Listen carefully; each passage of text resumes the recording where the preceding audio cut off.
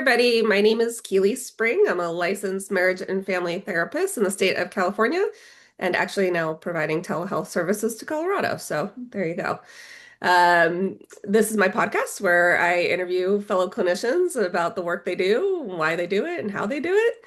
And to that end, I have somebody with me here, Lauren, who we actually met at a networking event at a brewery not too long ago. And my I don't know. My view, the best type of events are something where it's a little bit more casual like that. And afterwards, we kind of spoke, and I convinced her to come on the podcast. So here we are.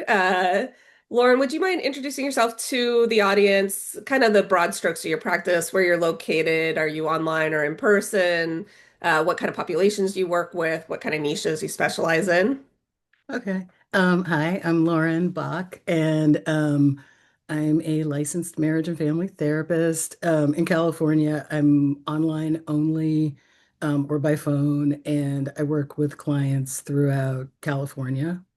Um, and I love my clients. And I work with all kinds of people. I work with lots of people of color, also people not of color, Sure. and queer people, straight people, neurodivergent people. I'm sort of like a GP in a way, like I work with people around depression, anxiety, life transitions, loss and grief. My clients go from like late teens, early 20s to 70s and 80s. Wow. Um, and yeah, I work with, people in all kinds of fields, all kinds of people. Uh-huh. Yeah. And you said online only. So Yes. yeah. Yeah. Fair. It's accessible to more people, I feel like when Mhm. we offer the online stuff. Yeah. Um okay, so let's talk a little bit about why did you decide to do this? What was your path to getting here? Um, my path to getting here was, um, it was kind of interesting.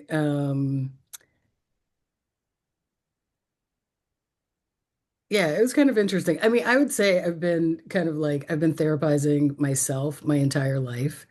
Um, and I talk to myself, which is the French writer Colette said in her book, The Vagabond, I have a writer's need to hear my thoughts expressed in um, poetic language or something like that.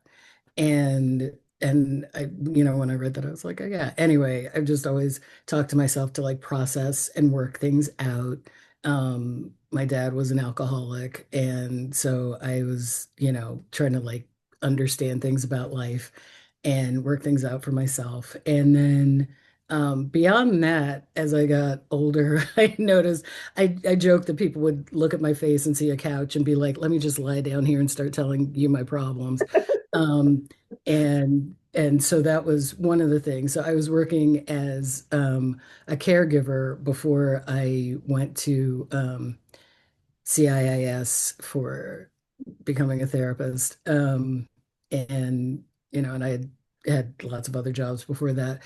But yeah, and I was looking to get out of that, definitely.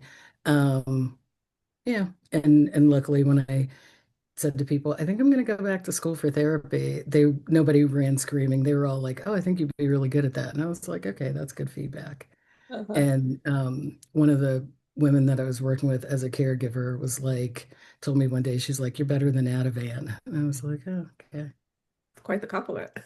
Yeah, I thought so. So, Yeah, I think sometimes this profession finds us, people mhm. around us like can see very clearly that we're acting in a way that is therapeutically, thinking or psychologically minded.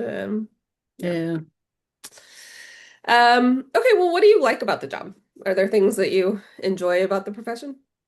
Yeah, as a job, just as a job, I like working for myself, and being able to be more in charge of my own time and things like that.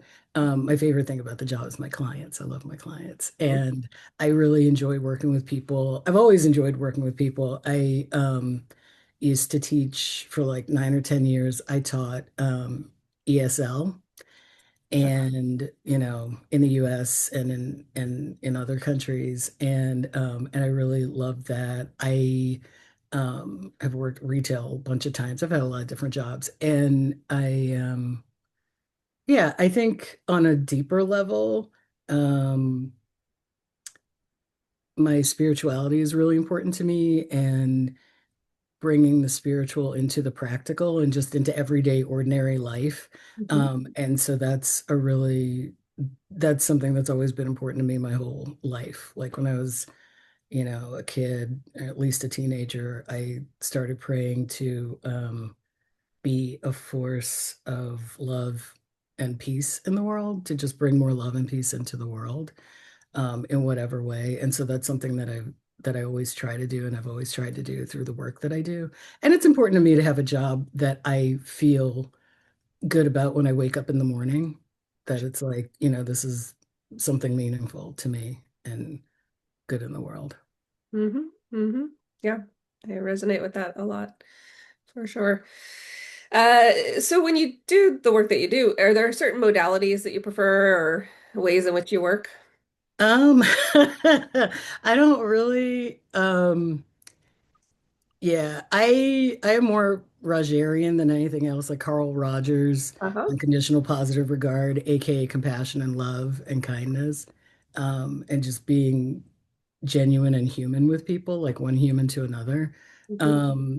Yeah, when I was in grad school and we would get into dyads, to practice with each other, when I was the therapist, if I was trying to remember to practice whatever specific modality we were working with, it always felt a little off to me, and I always got worse feedback than when I was just being present and following and just like listening and tracking the person closely and following my curiosity Hmm. and like intuition about, what to ask about. So I say that I keep stuff on the back burner, and lots of different things, because I think that there's um, wisdom to be found and useful things in the various modalities and schools of Or psychology. And then, of course, I'm also really interested in things that I call psychology adjacent, which is like okay. astrology and tarot and stuff like that, because those are also like astrology is an older system, and I like the mythic aspects of it Mm-hmm. too, Hmm. and just that way of like thinking about people, and it seems excuse me, like more well-rounded or like spherical or something. It's Hmm. yeah. Hmm. Um, and then other than that, I guess I would say transpersonal, because that also just covers a lot of territory. And Hmm. I don't know. I'm interested in people. I'm interested in what makes people tick. And I'm always interested in like everything about my clients, and so I'll just ask them questions about things. Or, like I've said and just, I try to be myself, and I'm a big complimenter, so I might be like, oh, I like that necklace or whatever. And I've said that to people before, and then gotten this whole story about this, piece of jewelry that was really, it told me a lot about the person and like their values and things like that and their history. And that wouldn't have happened if I hadn't just been, just being myself and relating to them as one person to another person. Um, which I think is really important also because, it's the relationship that heals, like, and that's been shown. Um, and that's just really important. It's important to feel seen and held. Yeah, for sure. Somebody I previously interviewed, actually, he was at the event. Did you meet Greg Bowden at the I event? don't think so, but I think I know who you're talking about, because I think you said that you had interviewed him. Uh-huh. But one of the things that he was mentioning, which I think is kind of relevant here, is as clinicians, we all have to find something that works for our brain. Hmm. And all the kind of techniques don't always work for how we kind of process things or how we think about things. Yeah. And then I think there's like this other part of that that is we then draw those clients to us that Hmm. think similarly or want some sort of similarly processing tools. Yeah. And I think that's kind of where the magic happens is like this. really kind of being relational to your point of like being in the moment, really kind of sitting with it and listening, deep listening. And, so I think another piece of this is like to be a good clinician, we just have to be really deep listeners. We have to pay Mhm. attention and get curious about people. And it sounds like that's kind of, you know, what you're doing with Rogerian, kind of style. You did mention transpersonal. I don't know that people are too familiar with that. Could you just kind of give a broad strokes of what that is? Yeah, I mean, for me, transpersonal is just being interested in and dealing with all aspects of a person. So, like the somatic body aspects, the mind, the mental aspects, the emotional, what they do for fun. That's something I always ask people in my intake. Like, what are your hobbies? What do you do for Love that. fun? Because I think that's really important and diagnostic. Because, it's like if you're not having any fun, Yeah. that's kind of a problem, but also just it tells me about people because I'm interested in people beyond um like I guess I would say I'm also strengths based. Mm-hmm. And so I have no interest in pathologizing people. I think that there's way too much of that going on anyway. And a lot of times we get pathologized for things that are not our pathology, but they're like systemic pathologies. And so I think it's really important to look at the context in which we're living and the systems, because, American culture loves to tell you that you as an individual are the problem and everything else is fine. And it's like, well, this is clearly bullshit. Yeah. Like the systems are broken. And in most cases, we're designed to not benefit lots of us. Mm-hmm. Mm-hmm. And so it's important to, I think, to point that out and to, because it's part of, like, okay, I'm having a hard time, and what are some of the reasons? And there are various reasons. Some of them are in us, some of them are familial things and, social and societal things, and then there are these, there's the overculture. Mm-hmm. Yeah. Yeah. I totally resonate with that. One of the niches I work with is imposter syndrome. And Mhm. to your point, sometimes imposter syndrome can exist for anybody, really, but sometimes with women and people of color in general, I have to Mhm. kind of tease out like, is this actually your imposter syndrome coming, or is this like the systems that are built around this that are telling you things that are not, that Yeah. are making you feel this way or think this way. So Mhm. I hear you. I And think that are treating you like an imposter. yes, exactly. Exactly. Yeah. Exactly. And sometimes it's hard to tease that out in a society like you were saying that tells everybody like, oh, it's you that's the problem, not Yeah. this. This is Yeah. yeah. Yeah. Uh okay, so what does a typical session look like? Is it pretty organic or is it more formula? Yeah. Yeah, it is. Yeah, it is pretty organic. It's basically just me showing up and, and saying hi and greeting my client and then being like, how are you doing? And, how's the week been? Or, last 2 weeks, month, whatever, depending on how often I see them. And, just what's going on. And Hmm. then we talk about whatever is going on. Hmm. Hmm. And sometimes it's like an ongoing thing, and other times something specific has happened that's, and some people show up with some things written down or things that they're like, oh, I want to talk about this. Sometimes it's, I thought I was going to talk to you about this, but then this thing happened. And so, so I just try to be open to whatever is coming up. Hmm. Yeah. Kind of following wherever the client needs to go. Um, Yeah, yeah, I'm client centered, so I'm still answering that first question, right. or I guess the second question. But yeah, yeah, I'm very client centered. Yeah, for sure, for sure. It was actually one of my first classes ever in grad school was client centered because it is, I think, such a foundational piece of the work that we do. Yeah. Yeah. Okay, so is there anything that still surprises you about the work you do? Um, huh, I don't know. I mean, I want my first impulse is yes, and then I'm like, but what is it? And I'm like, I don't know. I guess it's just it's always fascinating because people are always fascinating because with the question, that last question about, what does a typical session look like? I'm like, it really depends on the person and they're all different. So it's, sometimes with some people, I might be a little bit more directive and with some less, but with a lot less. But yeah, I don't know. I think it's just, um,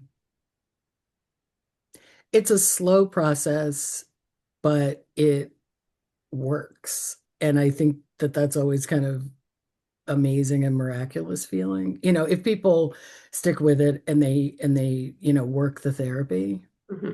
because, sometimes I think that people think that, therapists have magic wands, and I'm like, yeah, we don't. And we're not going to cure you of anything either. Because, a lot of this stuff is just, a lot of what we're dealing with is just has to do with being human. It's just the human condition. And, and I'm like, yeah, we suffer, and suffering and pain are part of life. And that's another thing that our culture wants to kind of like moralize and be like, well, if you're suffering, then you're not doing what you need to be doing, and you're a bad person in some way or whatever. And it's like life has a lot of suffering. Like life is change. Hmm. It has change and it is change. And it involves a lot of pain. And it doesn't always make sense. And yeah, I was talking to somebody recently about that thing that people say of everything happens for a reason. And I'm like, I understand where people are coming from with this. And also, no. Hmm. Or like, I would say maybe cosmically and on a soul level, yes, but that's not really something that we in this human form are remembering or Hmm. necessarily remembering. And um, I think that that's a really harmful attitude for people who have trauma because it's like, it's just it really sounds like you might have caused your trauma or invited it, and it's like no, Yeah. no. I mean, cruelty exists, and I think evil, and which is quite easy to see these days, but it's always been there.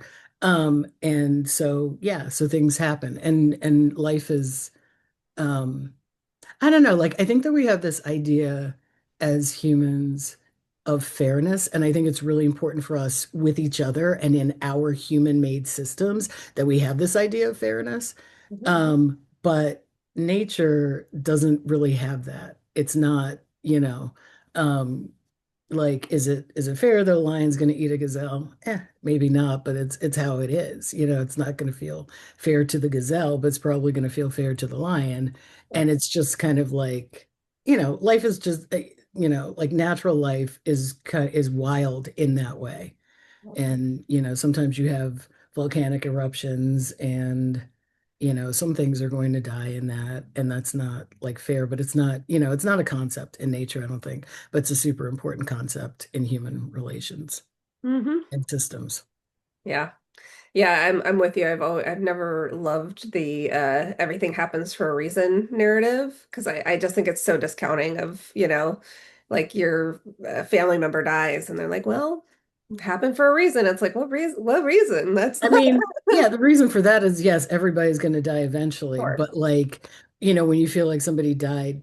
prematurely or that's not useful to say. It's not helpful at all. It's not kind or loving. No. Yeah. No.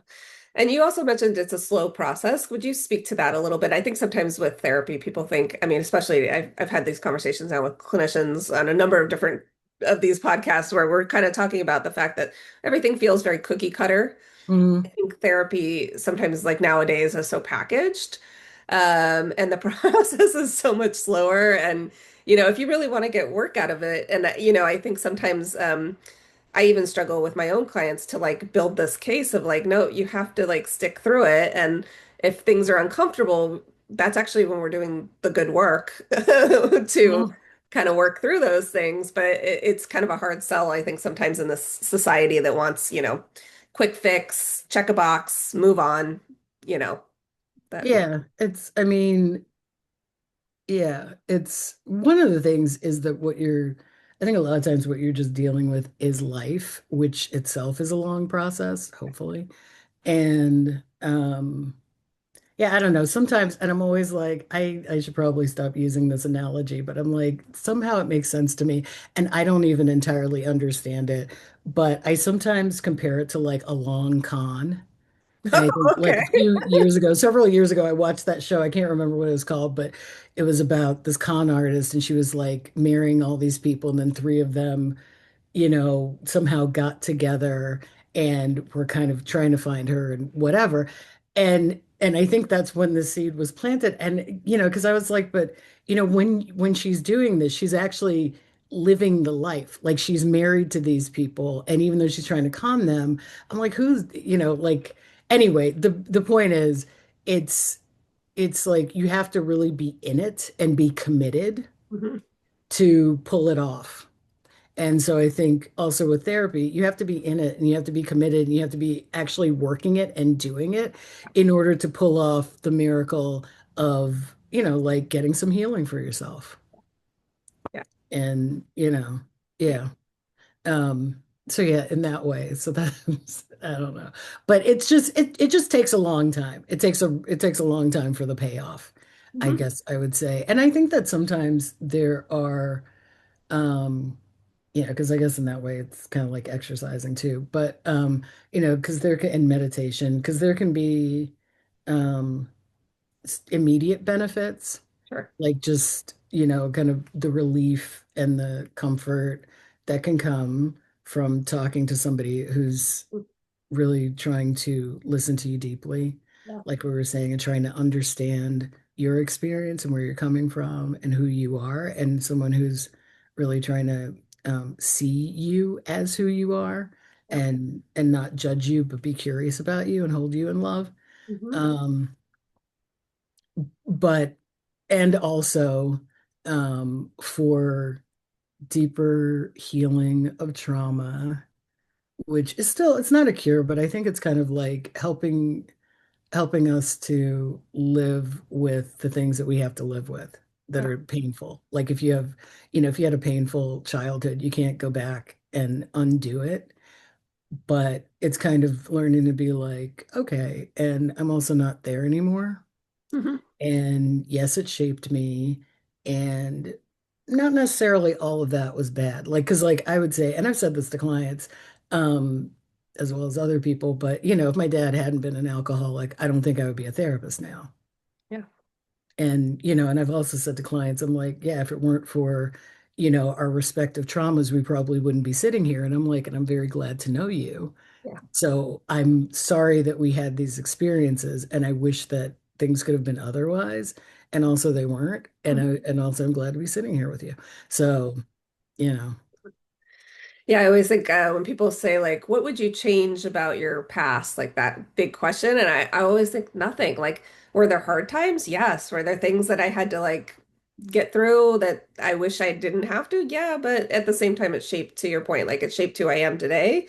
yeah, And that part, I'm happy with where I landed, certainly. yeah, The journey getting there is to your point earlier too, it's like being a human is suffering. Like there is just a lot of, I I can't tell you how many times, on the surface somebody can look perfect and then there's some real deep suffering that's happening or some secrets that are being kept in a family or, there's all these mm, things. And I've yet to meet anybody who doesn't have some sort of baggage or something that, is with them, because they're human and that it's just, and yeah, to your point, it's like that's our job is to kind of just hold that space for them and allow them to kind of process that. And that takes time. yeah, it does.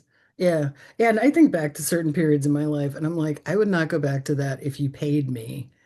Sure. But I'm glad that I had that experience because it taught me a lot and got me to the other side. And, I'm grateful for that part. I'm really grateful for the things that I learned and, a lot of times people I met along the way and things. But, the painful parts, no. Hmm. But yeah, and also it's just part of life. Hmm. Hmm. Somebody just told me this quote, and I'm probably going to butcher the quote, so apologies, but it's something to the effect of adversity doesn't build character, it reveals it. Mm. And this Yeah. kind of idea that like, these moments actually they shape us certainly, but they also reveal who we are kind of fundamentally at our core and, how we work through things. And those things can change certainly, but Oh yeah. yeah. Yeah. Yeah.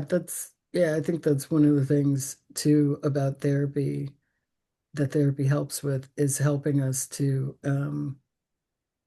change how we respond or change so that we are responding and not reacting to adversity and just how we understand it and how we deal with it. Mhm. Um, yeah, and yeah, Yeah.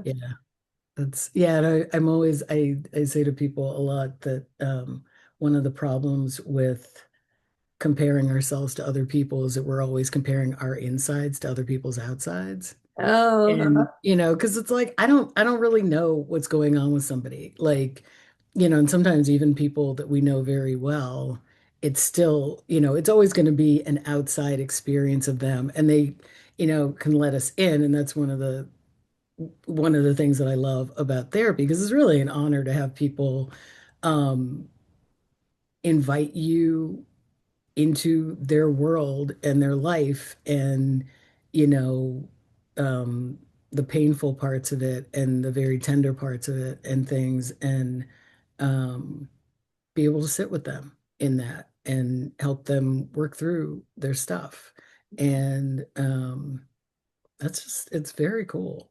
I mean that is probably my favorite part of this job. Of course, I went to the practical things first, but yeah, that's probably my favorite part of the job. Yeah. And it's yeah. yeah. Yeah. I totally resonate with that answer. Um, okay, so this is kind of I feel like we kind of answered this, but just to kind of call it out. Are there things you wish people understood about therapy? Yes. It's not as terrible as it's often portrayed in, shows Mm, and on TV, just where, there's some fictional therapists, although I've seen some really good ones sometimes. And I'm like, yes, yes, this person. I'm like, this is a good therapist. I feel like I think um something I wish some of the like therapy companies that are coming up now understood about therapy is that there are a lot of things that I think they try to streamline that I consider to be an important part of the therapeutic frame. yeah. Because, it's like sending reminders to clients. Because I'm like, is this really necessary? Everybody and their like kitchen sink has a smartphone. So you can put your own reminders in. And I think it's actually diagnostic to see, like, are you able to show up for therapy Mhm. um, on time and remember? And I mean, everybody forgets sometimes, it's not, but like by and large. And more or less on time and things like that. But yeah, or like with scheduling things. And I've actually gotten feedback about this because if you want to like schedule with me, you have to actually schedule with me. Like I don't have anything automated. And I don't have I'm like having I think it's really important to have a set day and time, even if it's like, okay, I see you, the second Thursday of the month at whatever time. That's still, it's a set ongoing thing. Because I think it's very helpful for people, or it can be if they're having a hard time to be like, okay, I'm having a hard time but I know I'm going to see my therapist on this day at this time. Mhm. And also, if I feel like I need to see her sooner than that, then I can, reach out and make that arrangement. But I think it helps with self-soothing and kind of helps people hold themselves when they have that, as opposed to, oh, I'm going to have to, figure out when I can see my therapist. And I Mhm. might not be able to because everybody else has gotten in there or whatever. The piece that I was hearing is and again, correct me if I'm wrong here, but there's like this idea that if people are holding that in their mind, like therapy is actually you have to make a commitment to it, to your point earlier. And Mhm. so part of that commitment is actually making the time, showing up, making sure that it's an important thing in your life, that you are Mhm. actually, engaging in, you know, Yeah. like that it holds this value, Yeah. space that you're actually like honoring. And Yeah. if you're not willing to kind of engage with that, that's like almost step one of, showing up, Hmm. but it's part of that piece. So Yeah. I'm wondering Yeah. if that's like Doing the kind of, work. yeah, part of the scheduling piece you're kind of speaking to is this idea of like holding this Yeah. time as important. Yeah. Yeah. Because I think it's, I think it's important for people to engage with the therapy. And that's part of it is not, because you're not like a passive consumer of therapy. Right. It's not like you're binge watching something. And I mean, I'm not a passive consumer even then, but it's not like you're like binge watching therapy and just sitting there with your popcorn and like, okay, I'm whatever my therapist is like doing all the work. It's, you have to engage with it. And yeah, and that's I'm glad you pointed that out because yes, it's really important for people to kind of attach. Mhm. Um, yeah. Yeah. Um, okay, so final question in this clinical area of the conversation. Is there a tool that we could share with, the audience that might be something that they could access or use on their own that might be helpful? Um, hmm. Um, gosh, um I don't know. I kind of want to say choosing curiosity over judgment, Mm. just as a general thing. Um, and what am I thinking about? I don't know. I guess something that's kind of fun is what I call family bingo. And Oh. this is like when you're, um, I usually talk to people about this a lot around the holidays when Mm. you're going to be seeing family and stuff a lot, but it's kind of, and there are different ways you can do this. You can actually make like a bingo card for yourself if you want to. You can make a list in your phone. You can just keep it in your head. You can play it by yourself or with, a partner, or friend, or family member, whoever, somebody who's also going to be there. But it's the purpose of it because I like to laugh, and sometimes, you know, my clients and I will laugh about things that are actually pretty painful, but also funny, Yes. because life, it's absurd. But so this is lighten um, to lighten one's energy around heavy things. And so it's like, if you have that family member or those family members who are predictably annoying, I'll just say Sure. annoying, Sure. then it's just kind of making up your bingo card of like things that I know this person's going to do. And in some cases, you might have like an over under of how many times they're going to do it. And before you get like B, before you get the B, and and this is the G or whatever. But it's to kind of make it so that as opposed to dreading it, you're kind of having a little bit of fun anticipation, like I knew you were going to do that. Uh-huh. Okay, there we Uh-huh. go. Uh-huh. Uh-huh. Um, I love this idea. yeah, so it's and it's you could also have a like could be like workplace bingo or something, although if you're having to play workplace bingo that often, I'd say look for a different job, but um if you can Yeah. if you can um but yeah, Yeah.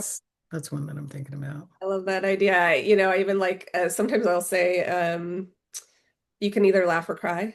I'd rather laugh. So Mhm. sometimes finding the humor in, you know, obviously not when it's inappropriate, but like life's hard. And if we can Yeah. find humor in it, that's why I love this bingo idea. It's like such a, I would imagine during the holidays, like Hmm. maybe a Yeah. big, big selling point. Yeah. Yeah. I mean, yeah. Yeah. There's a lot of, when I think about comedians, like professional comedians, I'm like, a lot of what they're talking about is stuff that's very painful. Yes. But it's also very funny and people relate to it. And that's, it's one of the reasons it's funny because it's like, yes. Mhm. Yeah, I think actually we were talking about this at the event, but one of my clients is like she does stand-up comedian Mhm. stuff, and I'm always like, oh, I wonder like what of this will end up in her skit because it's Yeah. uh, Yeah. you know but it is, I think the comedians are a great example of, that they're finding the laughter, but it's like the stuff they're talking about often, if you actually listen to what they're talking about, is pretty deep, heavy stuff. Yeah. Yeah. I always think about Kevin Hart talking about his dad showing up to, I think, a play he was in school, in like elementary school, and like high and everything, and high and not wearing underwear, and just, so that was, and he does this whole thing. But I always think about that, and I'm like, it's such an interesting thing for a person, for a kid, because on the one hand, it's like gonna be embarrassing. And then on the other hand, it's like, wow, even though you're high, you're still showing up for me, Mhm. which is, I don't know, kind of a mind fuck. But yeah. Yeah, I'd agree. Um, all right. Well, thank you, Lauren. That's the Yeah. clinical aspect of this interview. Are you Okay. ready to be seen on a more personal level? I think so. Kind of. Yeah, let's do it. All right. So, first question is, what's something that's making you happy? Oh, what's something that's making me happy? I am, I mean, a lot of things, like all the rain has everything looking all green and stuff, and the plants are really happy. And so that's nice. And the air feels nice because I'm originally from Baltimore. So, like, I'm used to a lot of humidity. There. And sometimes Northern California gets a little dry.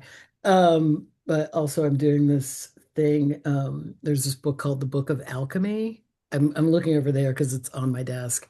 And it's by Suleika Jouad. She was, well, and a lot of other people, but she was the editor.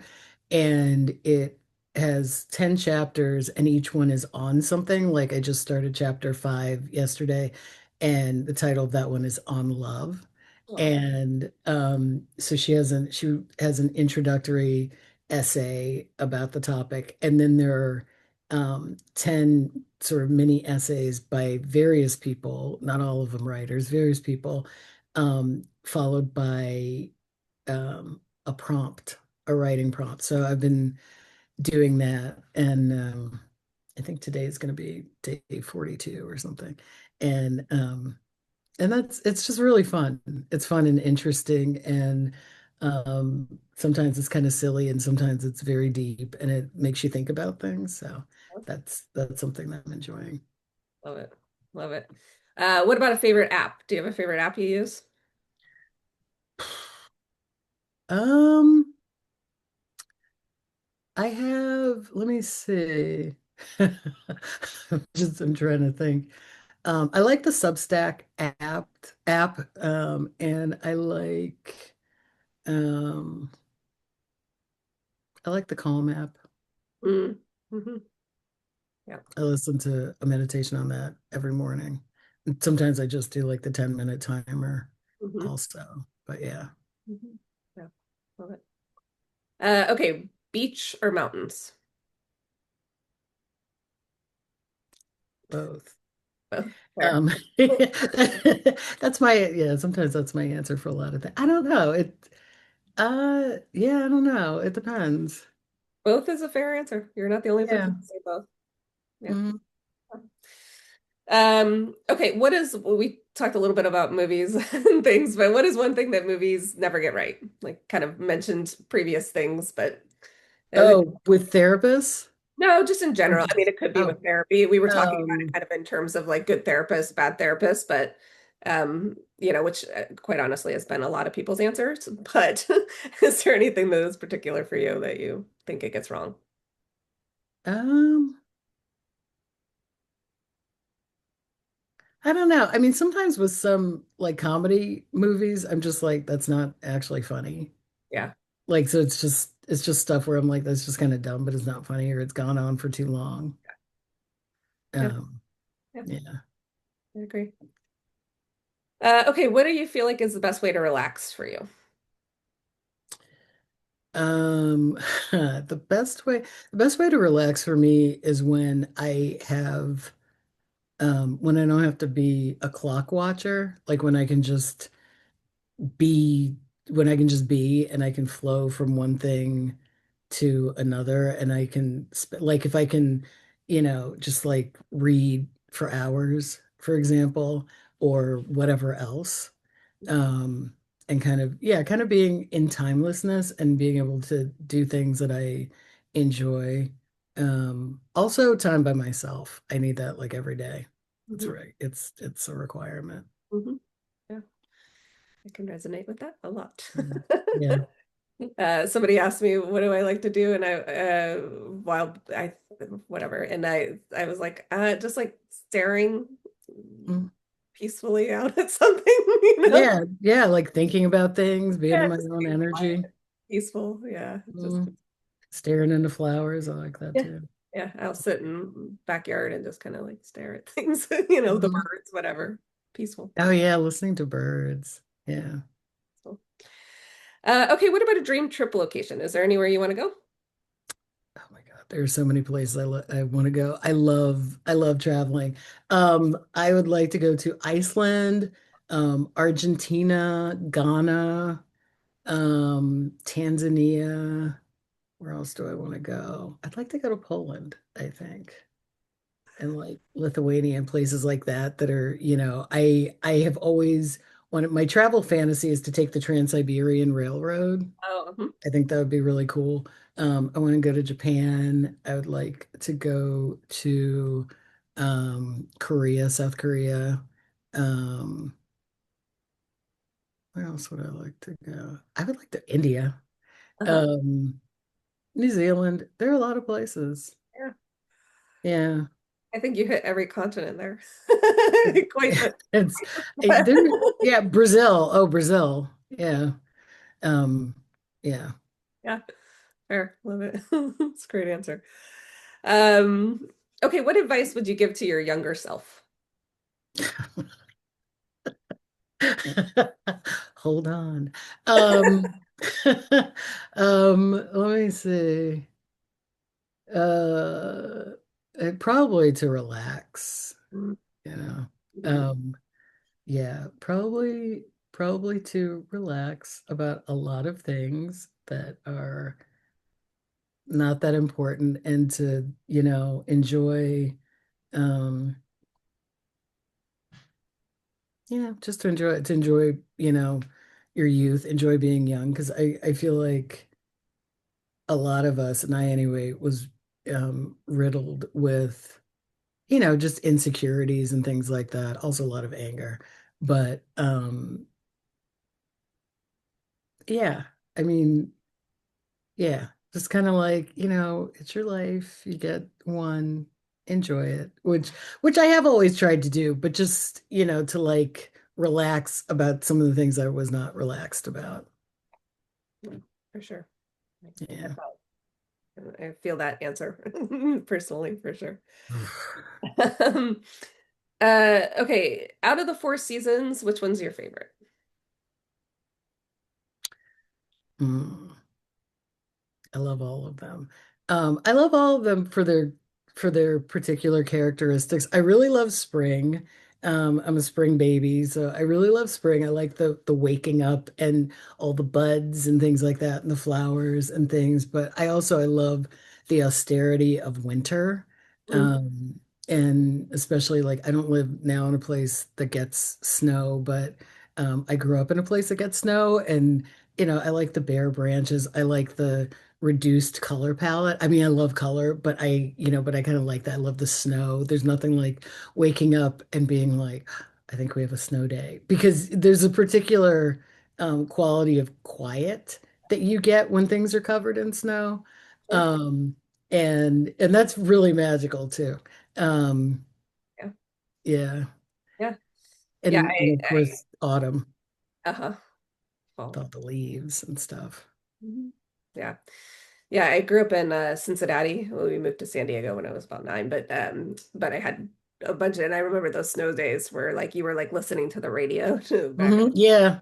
see if you could get a snow day. And then I remember my sister didn't want me to mess up the snow, so I was only allowed to like jump from the front step to wherever I landed, and then I could make a snow angel. But Yeah. I didn't disrupt any of the like pretty white, Yeah. I would do pristine kind of, fresh snow powder there. Yeah, yeah, snow angels are fun when I was a kid. we had a dog and he would, we'd go out when it would snow and I would make snow angels and then I'd get up and then he would go and pee in them. And I was like, that was good timing though. It's good timing. It happened like every time. It was pretty Yeah. fun. He's like, thanks for making it, easier for Yeah. me to get on the snow. Uh, Yeah. dogs. Okay, what would be the worst superhero power to have? Oh my God. Probably being able to read other people's thoughts. I mean, I feel like everybody thinks they want them. Like, I don't think you do. Because first of all, the cacophony, Yeah, um, and repetition, because I think our thoughts a lot of times are super repetitive and negative. So it's like, yeah, yeah. I think that would be the worst one.